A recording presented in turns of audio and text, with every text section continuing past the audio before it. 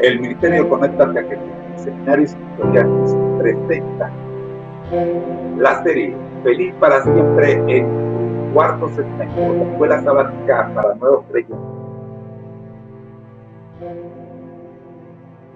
Oremos.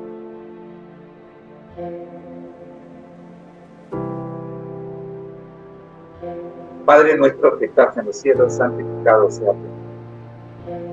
Venimos ante usted, Señor, para pedir dirección, ya que estamos tocando mentes humanas, sobre todo bebés espirituales que necesitan, oh Padre Santo, crecer en espíritu y en verdad.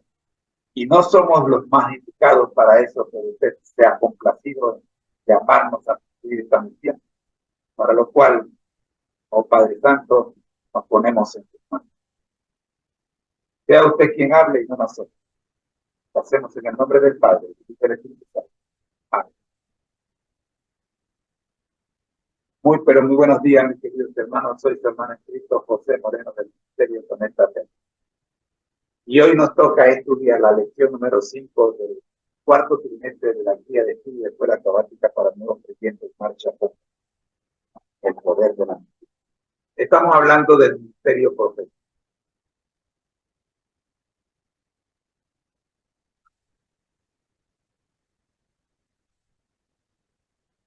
La intención de esta lección es dar respuesta a preguntas como: ¿hay apoyo bíblico para la existencia de profetas cuyos mensajes no aparecen en el canon bíblico? Para los adventistas, ¿quién tiene más autoridad? ¿Elena G. de White o la Biblia? ¿O tienen la misma? ¿Cuál ha sido la contribución de Elena G. de White a la Iglesia Adventista del Séptimo Día? En Segunda de Crónicas 20:20 encontramos el pasaje bíblico sobre el cual se basa toda esta lección. La palabra de Dios se lee en el nombre del Padre, del Hijo y del Espíritu Santo. Amén. Al día siguiente, madrugaron, fueron al desierto de Tecoa. Mientras avanzaban, Josafat se detuvo y dijo: habitantes de Judá y de Jerusalén, escúchenme, confíen en el Señor y serán librados. Confíen en sus profetas y tendrán éxito.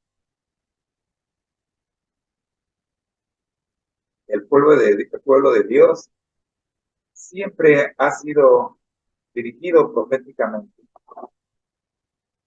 En momentos clave de la historia, el Señor ha suscitado hombres y mujeres que con su ministerio y sus mensajes han orientado a sus hijos para que en cada época hayan podido aplicar los principios del reino de los cielos de forma correcta y apropiada. Los adventistas creemos que en estos últimos tiempos el don profético se ha manifestado singularmente en Elena de White. En los momentos clave de la historia de su pueblo, el Señor ha enviado profetas para revelar su voluntad, llamar al arrepentimiento y trazar el camino que se ha de seguir. El pequeño grupo adventista, observadores del sábado, recibió una gran ayuda de parte de Elena G. de White, conocida en el ámbito hispano como Ellen G. White. Hemos visto el ministerio profético. ¿Quién fue el mensajero profético de los adventistas sabatarios? Hemos visto el testimonio de la semana, enfrentando a quienes critican a Elena G. de White con 3 preguntas. ¿Has leído alguna de sus libros? ¿Conoces lo que ella dice acerca de Jesús? ¿Has leído lo que ella afirma respecto a la Biblia? Hemos leído Amós 3:7. Hemos leído Números 12:6, 24:3-4, Daniel 8-11, Daniel 10:8-11 y 17, Hechos 9:3-8 y Apocalipsis 1:17, para entender lo que es el ministerio profético. También hemos visto un profeta para el fin del tiempo, para el tiempo del fin. Nos hemos gozado estudiando los escritos del historiador George R. Knight en su libro A menos que olvidemos. La definición del don de profecía. El día de ayer vimos a Elena G. de White y la Biblia. Respondiendo a la pregunta, ¿has leído lo que ella afirma respecto a la Biblia? Y terminamos diciendo que para ella sus escritos eran una luz menor cuya función era dirigir a sus lectores a la luz mayor, que es la Biblia. Hoy nos toca mirar el papel de Elena G. de White.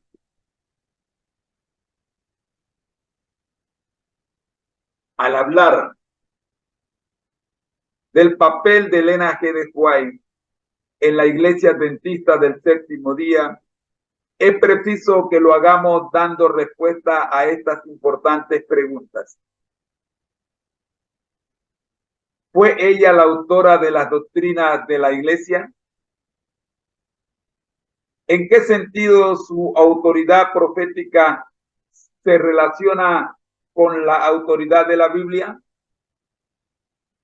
¿Cuál ha sido y continúa siendo su función en la Iglesia Adventista? Miremos la primera pregunta.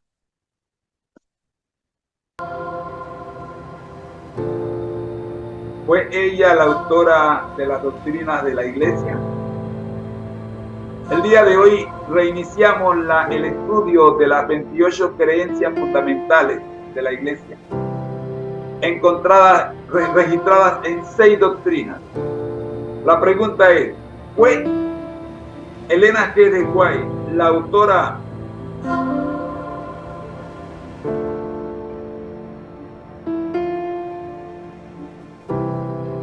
de estas 6 doctrinas?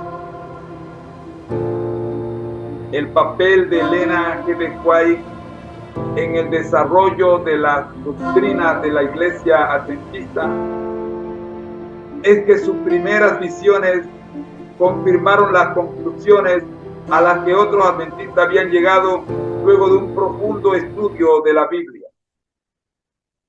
Elena G. de White desempeñó un papel más relevante en el desarrollo de un estilo de vida adventista que en el desarrollo doctrinal de la Iglesia. Amén. Segunda pregunta. ¿En qué sentido su autoridad profética se relaciona con la autoridad de la Biblia? Elena G. de White consideró que su función era señalar a la gente el camino hacia la Biblia. Ella siempre enseñó que el Espíritu no fue dado ni jamás podría ser dado para sustituir a la Biblia, ya que las Escrituras afirman expresamente que la palabra de Dios es la norma para juzgar toda enseñanza y experiencia. Nunca adjudicó a sus escritos la misma autoridad que a la Biblia, o que tuvieran una autoridad independiente de la Escritura. Espero que quede claro este aspecto para aquellos que están teniendo dudas al respecto. Tercera y última pregunta. ¿Cuál ha sido y continúa siendo su función en la Iglesia Adventista? Aunque ella nunca tuvo ningún cargo oficial en la Iglesia, La contribución de Elena G. de White a la Iglesia Adventista ha sido y continúa siendo determinante. Los temas más sobresalientes de su extensa obra escrita son el amor de Dios, el conflicto entre el bien y el mal, Jesús, la cruz y la salvación, la importancia de la Biblia, la segunda venida, el mensaje del tercer ángel y la misión adventista, el cristianismo práctico y el desarrollo del carácter cristiano. El liderazgo de Elena G. de White fue determinante en la organización de la Iglesia Adventista y en el alcance mundial de la obra médica educativa, de publicaciones y misioneras. Sus consejos siguen orientando a la Iglesia en todo el mundo, como lo vamos a ver a continuación en la historia denominacional presentada en el libro A menos que olvidemos del pastor George R. Knight. Para hoy tenemos titulada La desesperanza apunta hacia la esperanza. Recordemos que el día de ayer vimos a un candidato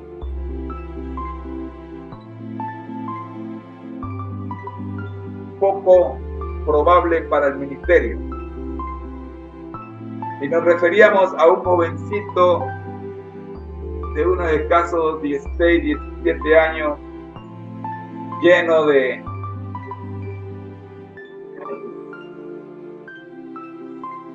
entusiasmo juvenil, que se burlaba de su abuelo y de sus tíos por la manera en que estos predicaban.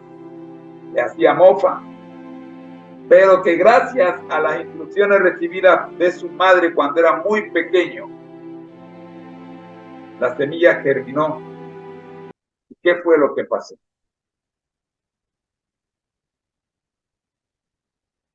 Eclesiastés 2, 14 al 16, 3, 19 y 20 nos presenta el versículo para el día de hoy, o la cita bíblica para el día de hoy.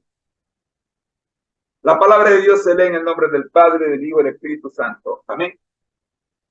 Me di cuenta de que el sabio y el necio tienen el mismo destino. Los dos mueren.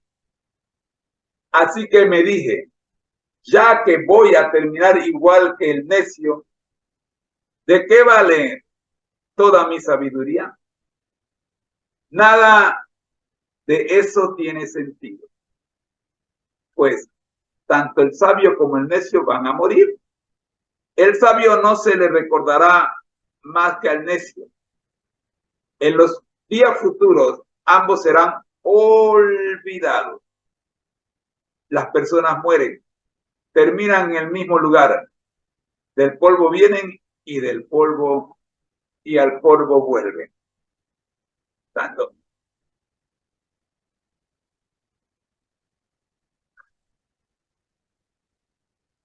El servicio de Miller como capitán en la Segunda Guerra contra Gran Bretaña, ocurrida entre 1812 y 1814, facilitó un cambio en su vida. Incluso antes del conflicto, había comenzado a albergar dudas sobre lo aceptable de su creencia deísta. Recordemos que Guillermo Miller, en medio de la mofa y todo lo que hacía de su abuelo y su tío, se convirtió en deísta. Parte del problema era que el deísmo prometía vida después de la muerte, pero en realidad Miller había llegado a la conclusión de que, por deducción lógica, la muerte no conducía a nada. Casi al mismo tiempo, Miller comenzó a contemplar su propia mortalidad y su significado. El 28 de octubre de 1814, escribió a su esposa en relación con un amigo del ejército que falleciera. Dijo: poco tiempo más y, al igual que Spencer, no seré más. Es un pensamiento solemne. La dura realidad de la vida estaba empujando al capitán Miller a la fe que una vez había rechazado con tanto vigor. No obstante, todavía no abrigaba ninguna esperanza. Si tan solo pudiera hallar un verdadero patriotismo en las filas del ejército, podría llegar a la conclusión de que su fe en el teísmo no estaba errada. Pero escribió dos años de servicio fueron suficientes para convencerme de que la naturaleza humana parecía mucho más precisa que la perspectiva deísta, que enseñaba que la naturaleza humana era básicamente buena y honrada. Pero Miller no pudo verificar esto en la historia. Cuanto más leo, escribió, el carácter del hombre parece ser más horrendamente corrupto. No podría discernir ningún punto brillante en la historia del pasado. Aquellos conquistadores del mundo, los héroes de la historia, aparentemente no eran más que demonios en forma humana. Comencé a sentir desconfianza de todos los hombres. La crisis final de Miller, relacionada con su creencia en el deísmo, tuvo que ver con lo que pareció ser un acto de Dios en la historia de la batalla de Plattsburgh en septiembre de 1814.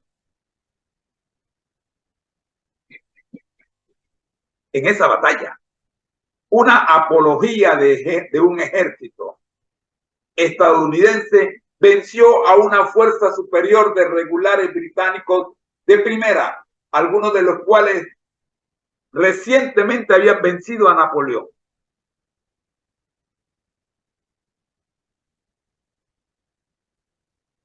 Era casi seguro que Estados Unidos sería derrotado.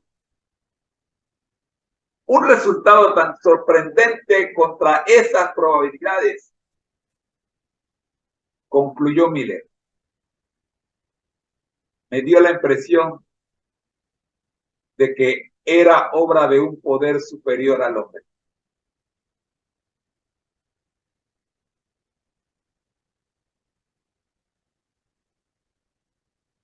Al igual que el autor de Eclesiastés, Miller se vio forzado por la dura realidad de la vida al volver a evaluar a Dios. La buena noticia es que la dura realidad de la vida está cumpliendo la misma función en nuestros días todavía. Mañana estaremos viendo el análisis de esta parte de la historia de nuestra iglesia en el análisis ISU. Te invito a que nos acompañes el día de mañana cuando veremos el análisis ISU de esto que hemos visto hoy en la historia. Oremos. Dios nuestro y Señor Jesucristo, gracias por acompañarnos en este pasaje de nuestra historia.